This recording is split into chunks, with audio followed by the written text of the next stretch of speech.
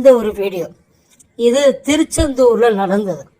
கண்ணுக்கு முன்னாடியே கட்டின வீடு வேரோடு பிடுங்கி மொத்தமாக சாஞ்சு வெள்ளத்தில் போயிடுச்சு. வேரோடு மொத்தமாக. இதை நீங்கள் அவங்க அழுகிறப்ப அதை நீங்கள் கேட்டிருக்கணும். பொண்டாட்டி புள்ள புருஷன் அத்தனை பேரும் ஒன்றா உட்காந்து எல்லாம் போச்சேன்னு கதறி அழுதுருக்காங்க. இதெல்லாம் அந்த குடும்பமே இனிமேல் நடுத்தருவில் இருக்க போகுது. நிவாரணம் கொடுக்குறேன்ற பேரில் 6000 ரூபாய் வச்சு அவங்க இன்னொரு வீடாக கட்ட முடியும். இது தூத்துக்குடி டு திருச்செந்தூர் அந்த ஹைவே ரோடு. லாரி அது எல்லாமே ஹெவி டியூட்டி லாரி. அந்த ஹெவி டியூட்டி லாரியே முன்னுக்கு போக முடியாமல் பின்னாடி இழுத்து தள்ளுது. அவங்களும் எவ்வளோ போராடி பார்த்துருக்காங்க.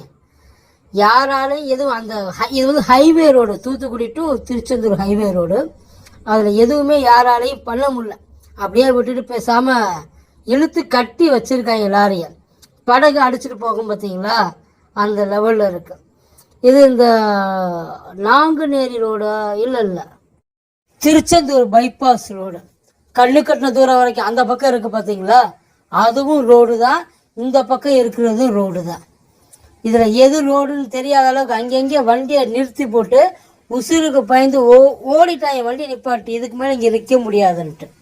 இப்போ நீங்கள் பார்த்துக்கிட்டு இருக்கிறது ஹைவே, அதாவது மெயின் ரோடு. அந்த ஆறுமுக நேரின்னு இருக்கும் பார்த்தீங்களா, அந்த இடத்துல உள்ள இதுவும் நல்ல பெரிய அகலமான ரோடு. அங்கே நெஞ்ச அளவு தண்ணியில் நின்றுட்டு இருக்காங்க அங்கே இருக்கிறவங்க. எந்த பக்கம் போகிறதுன்னு தெரியாமல். இந்த தண்ணி நிற்கிற தண்ணி இல்லை சார், ஓடுற தண்ணி. கொஞ்சம் ஸ்லிப் ஆனாலும் உள்ளே இழுத்துட்டு போயிடும். நினச்சி பாருங்கள், உள்ளே இழுத்துட்டு போயிட்டா அவன் நிலைமை எங்கே போய் நிற்பான்னு அவனுக்கே தெரியாது. அந்த இடத்துல தான் எப்படியாவது இந்த கிராஸ் இடுப்பளவு தண்ணியில் நின்றுட்டு இருக்காங்க. இப்போ நீங்கள் பார்க்குறது இந்த Nanguneri road, Moolakkarapatti to Nanguneri road. இந்த ரோடு ஏதோ பாலமாக போட்டிருக்காங்கன்னு நினச்சிருக்காதீங்க. வெள்ளத்தில் பாலமாக வெடிச்சு போய் கிடக்கு. ஒரு ரோடே சுத்தமாக காலி சார், சுத்தமாக காலி. இப்போ இது வெள்ளமே வடிஞ்சாலும் இந்த ஊர் தொடர்பு துண்டிக்கப்பட்டு தான் இருக்கு. இனிமேல் இவங்க இதை போட்டு அதுக்கப்புறம் சரி பண்ணி எல்லாத்தையும் கொண்டு வரணும்.